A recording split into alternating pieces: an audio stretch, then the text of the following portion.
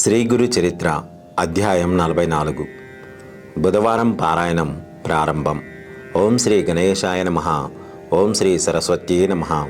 ఓం శ్రీ గురుభ్యో నమః. ప్రస్తావన: సత్కథాశ్రవణానికి సద్గురు సేవా వృత్తాంతాలు శ్రేష్టతములు. అట్టిది వినిన నామధారకుడు ధన్యోస్మి అంటాడు. తంతకుడు శ్రీగురుడు ఆజ్ఞాపిస్తే వారి పాదుకలు ధరించి వారితో కలిసి యోగగమనంతో శ్రీశైలం చేరి దర్శిస్తాడు. త్వష్టను గురుపుత్రుడు కోరినది అట్టి స్థితి అనే పాదుకలు పొందమనే. శ్రీగురుడు శ్రీశైల మల్లికార్జునుడు కల్లేశ్వరుడు కూడా తామేనని దర్శనమిచ్చాడు. మహనీయుల సంచారం వలనే తీర్థాలకు క్షేత్రత్వం సిద్ధించిందని శ్రీగురుడు చెబుతాడు. కానీ సద్గురువు తాను గురువునని చాటుకోడు.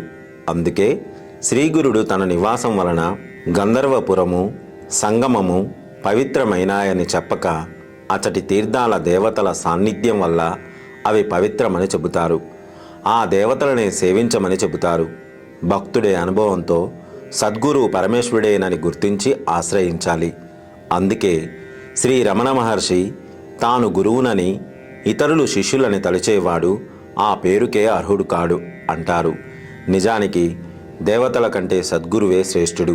కల్లేశ్వరుడు నరకేసరిని, చండలేశుడు నందిశర్మను తమను గాక శ్రీగురుని సేవించమని ఆదేశించారు. ఈ లీల షిరిడీ సాయిబాబా చరిత్రలో కూడా చూడవచ్చు. శ్రీకృష్ణుని విశ్వరూపంలో లాగా సకల దేవతలు విశ్వరూపుడైన సద్గురుని అందుంటారు. ముక్తికి సద్గురు కృపే ముఖ్యం. విమర్శుడనే రాజు మరి 7 జన్మల తర్వాత అగస్త్యుని అనుగ్రహంతో ముక్తుడవుతానని చెబుతాడు. సద్గురువుని మానవుడని శంకించడం పాపమే. ఇతర పాపాల వలె అది కూడా సద్గురు సేవలన ప్రక్షాళనమవుతుందని శ్రీగురుడు నందిశర్మకు చెబుతాడు. భావయుక్తమైన సద్గురు స్తోత్రం కూడా అంతటి మహిమాన్వితమే. శ్రీగురుని అనుగ్రహం వలన విద్యావంతుడైన నందిశర్మ చేసిన గురుస్థితి అతని కుష్టివ్యాధిని నివారించి అతడికి తత్వజ్ఞానము భుక్తి ప్రసాదించింది. సద్గురు కథాశ్రవణము రచనము పఠనము కూడా ప్రధానమైన ముక్తి సాధనాలేనని నందిశర్మ నరకేశుల వృత్తాంతాలు నిరూపిస్తాయి. అంతటి సద్గురు చరిత్రను పారాయణ చేస్తున్న మన భాగ్యం ఎంతటితో గుర్తించి పారాయణ చేయాలి.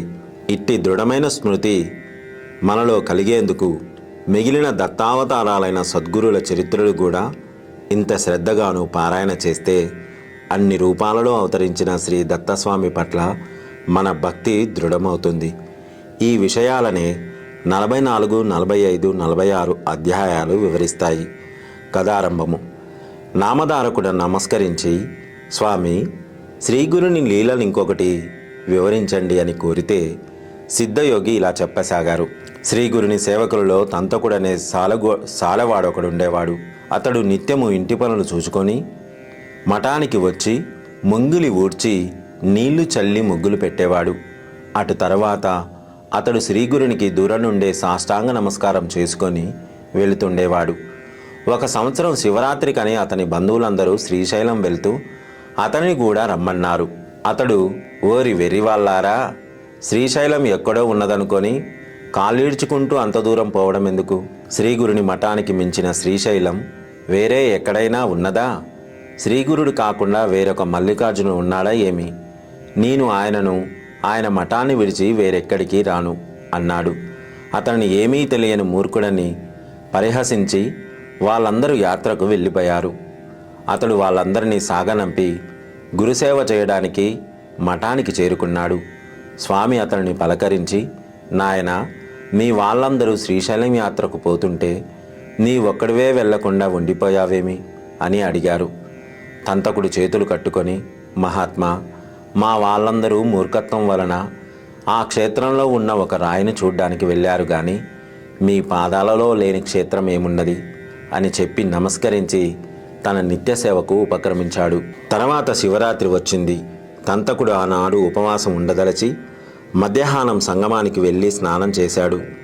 తర్వాత అక్కడ అనుష్ఠానానికి వచ్చి ఉన్న శ్రీగురునికి నమస్కరించి ఒక ప్రక్కగా ఆయన వద్ద కూర్చున్నాడు. కొద్దిసేపటికి స్వామికి అతనిపై దయగలిగి, ఏమిరా, మీ ఇంట్లో అందరూ మల్లికార్జున స్వామి దర్శనానికి శ్రీశైలం వెళ్ళడం వలన ఇంట్లో పాపం నీ ఒక్కడివే ఉన్నావు కాబోలు. నీవిది వరకు ఎప్పుడైనా శ్రీశైలం దర్శించావా లేదా అన్నారు. తంతకుడు, స్వామి, ఏలిన వారి పాదాలు తప్ప నేనింకేమీ ఎరుగను. తీర్థయాత్రలన్నీ నాకు మీ పాదసేవలోనే ఉన్నాయి అనే దృఢమైన విశ్వాసంతో బదులు చెప్పాడు.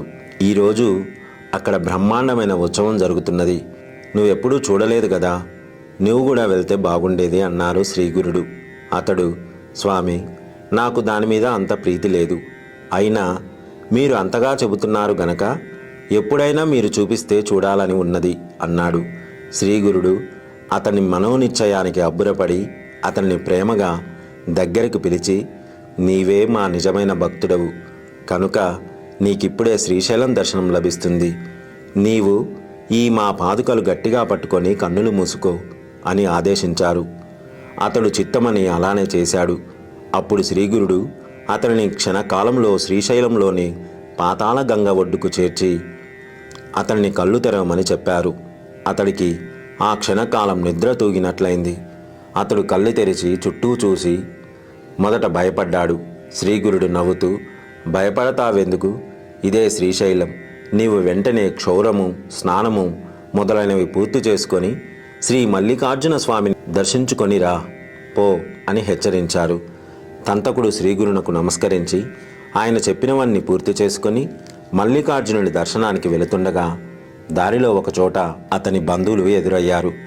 వాళ్ళు అతన్ని చూచి ఆశ్చర్యపడి, ఏమయ్యా, నీకు ఆ స్వామి సేవ తప్ప మరే యాత్రలు అక్కర్లేదన్నవాడివి మళ్ళీ మా వెనకనే ఈ క్షేత్రానికి వచ్చావేమి అని ఎగతాళి చేశారు. వారితో తంతకుడు, నేను నిజం చెబుతున్నాను. ఇంతకు కొద్ది ముందే సంగమంలో స్నానం చేశాను. కానీ శ్రీగురుడు ఇంతలో నన్నిక్కడికి తీసుకువచ్చారు. అంతేగాని నాకేమీ తెలియదు అన్నాడు. కానీ అతని మాటలు ఎవరూ నమ్మలేదు. వీడు మనకు కనిపించకుండా మన వెనకనే వచ్చి ఉండాలి అనుకున్నారు. తంతకుడు అదేమీ పట్టించుకోక గంధము, పువ్వులు, అక్షింతలు, బిల్వ దళాలు తీసుకొని లింగార్చనకు వెళ్ళాడు. కానీ అక్కడ అతనికి మల్లికార్జున లింగానికి బదులు ఆ స్థానంలో శ్రీగురుడు దర్శనమిచ్చారు. అతడి భక్తులు అర్చిస్తున్న పూజలన్నీ ఆయనకే చెందుతున్నట్లు అతనికి దర్శనమైంది. అతను మొదట ఒక క్షణకాలం ఆశ్చర్యచకితుడయ్యాడు. కానీ మరలా అంతలో తెలివి తెచ్చుకొని శ్రీగురుడు సాక్షాత్తు శంకరుడే గదా అని సమాధానపడ్డాడు. తర్వాత మల్లికార్జున పూజ చేసుకొని పొంగి పొర్లుతున్న సంతోషంతో పాతాళగంగ వద్దకు చేరాడు. శ్రీగురుడు అక్కడ యథాపూర్వమే కనిపించి, నీవింకా కొంతసేపు ఇక్కడ ఉండి మీ వాళ్ళతో కలిసి వస్తావా లేక మాతో వస్తావా అని అడిగారు. తంతకుడు, మహాత్మా, నేడొక గొప్ప విచిత్రం చూసి వచ్చాను. లింగార్చనకని శివాలయానికి వెళ్ళినప్పుడు నాకక్కడ శివలింగంలో మీరే ఉండి అందరూ చేసే పూజలన్నీ అందుకున్నట్లు దర్శనమైంది. తల క్రింద కొండను ఉంచుకొని గులకరాళ్ల కోసం చుట్టూ గాలించే వారిలా దగ్గరనున్న మిమ్మల్ని విడిచి వీళ్ళంతా ఇంత దూరం ఎందుకు వస్తున్నారో నాకు తెలియడం లేదు. మీరు మానవాకృతితో అవతరించిన పరమేశ్వరులు అయినప్పటికీ నివురు గప్పిన నిప్పుల మీ మహిమ అందరికీ గోచరించడం లేదు. అది తెలిసాక మిమ్మల్ని విడిచి నేనిక చేసేది ఏమున్నది? మీ పాదాల వద్ద పడియున్న నన్ను ఇక్కడికి ఎందుకు తీసుకువచ్చారో నాకు అర్థం కావటం లేదు అన్నాడు స్వామి. నాయనా, అలా కాదు. విశ్వమంతటా వ్యాపించి పరమేశ్వరుడు ఒక్కడే ఉన్నప్పటికీ ఆయన సన్నిధిని అనుభవించడానికి స్థానమహిమ భక్తులకు ఎంతో ఉపకరిస్తుంది అన్నారు. అప్పుడు ఆ భక్తుడు దానిని వివరించమని కోరగా శ్రీగురుడు ఇలా చెప్పారు. నాయనా, మహాశివరాత్రి నాడు ఈ క్షేత్రంలో ఎంతో మహిమ ఉంటుంది. పూర్వం కిరాత దేశంలో పరాక్రమశాలి బుద్ధిమంతుడు అయిన విమర్శుడనే రాజు పరిపాలిస్తుండేవాడు. అతడు ఈశ్వర భక్తుడే గాని యుక్తాయుక్త విచక్షణ లేకుండా ఇంద్రియ సుఖాలు అనుభవిస్తూ పరశ్రీ లంపటుడుగా ఉండేవాడు. కానీ మరొక వంక నిత్యము శ్రద్ధగా లింగార్చన చేసి నృత్య గీతాలతో విధిగా శివుణ్ణి సేవించేవాడు. అతని భార్య కుముద్వతి మహాగుణవంతురాలు. ఆమె ఒక రోజున అతనితో, ప్రాణనాథ, మీకు కోపం రాదంటే ఒక మాట అడుగుతాను, చెప్పండి. ఆహార విహారాదులలో ఎట్టి నియమము పాటించని మీకు ఇంత నిశ్చలమైన ఈశ్వర భక్తి ఎలా సాధ్యమైంది అని అడిగింది. రాజు నవ్వి ఇలా చెప్పాడు.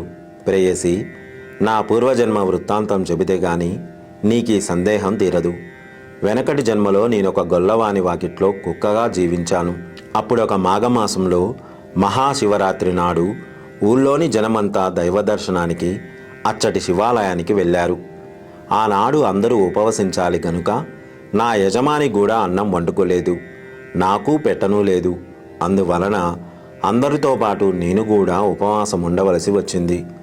ఆనాడు ప్రదోష సమయంలో ఆ ఇంటి వారందరూ శివాలయానికి వెళుతుంటే నేను కూడా తోక ఆడించుకుంటూ దారిలో పులిస్తారాకుల కోసం వెతుక్కుంటూ వారి వెంటనే వెళ్ళాను.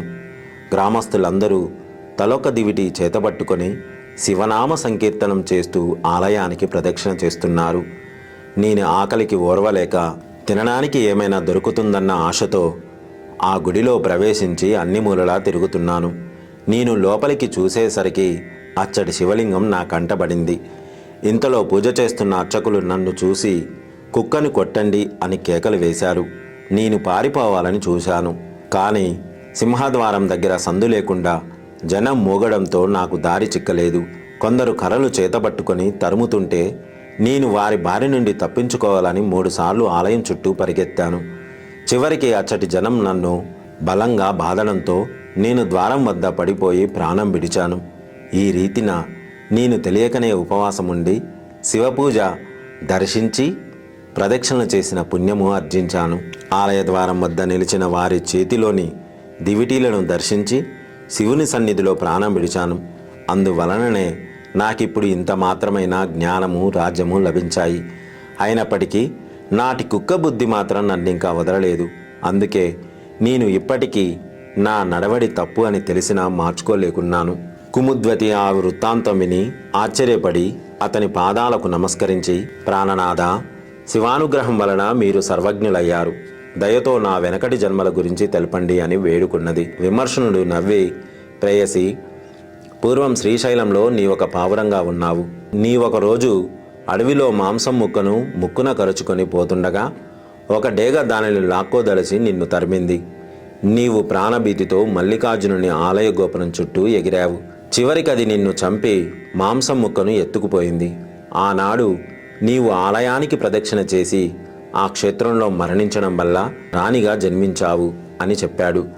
నాటి నుండి ఆమె మరింత భక్తితో శివుణ్ణి పూజించగలనని చెప్పి, నాదా, ముందు జన్మలలో మనకేమి జరగనున్నదో కూడా సెలవియ్యండి అని కోరింది. అప్పుడు రాజు ఇలా చెప్పాడు, సఖీ, నేను సింధు దేశంలో రాజకుమారుడిగా జన్మిస్తాను. నీవు సంజయ దేశ రాజకుమార్తెగా జన్మించి నా భార్యవవుతావు. ఆ పై జన్మలో నేను సౌరాష్ట్ర దేశానికి రాజునవుతాను. నీవు కళింగ రాజకుమార్తెవై నా రాణివవుతావు. అటుపై జన్మలో నేను గాంధార దేశానికి రాజునవుతాను. నీవు మగధ దేశ రాజపుత్రిగా జన్మించి నన్ను వివాహం చేసుకుంటావు.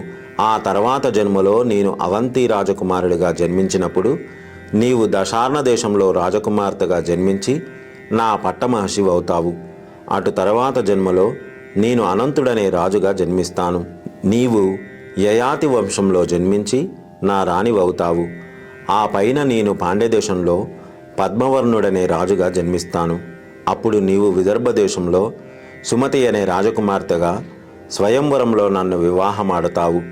అప్పుడు నేను సర్వశాస్త్రాలు నేర్చి దేవతలను బ్రాహ్మణులను పూజిస్తూ దానధర్మాలు చేసి చివరికి వృద్ధాప్యంలో అగస్త మహర్షి వలన సన్యాసాశ్రమం తీసుకొని మరణించాక నీతో కలిసి జన్మరాహిత్యం పొందుతాను. ఇంతటికీ కారణం శ్రీశైల మల్లికార్జునుని అనుగ్రహమే.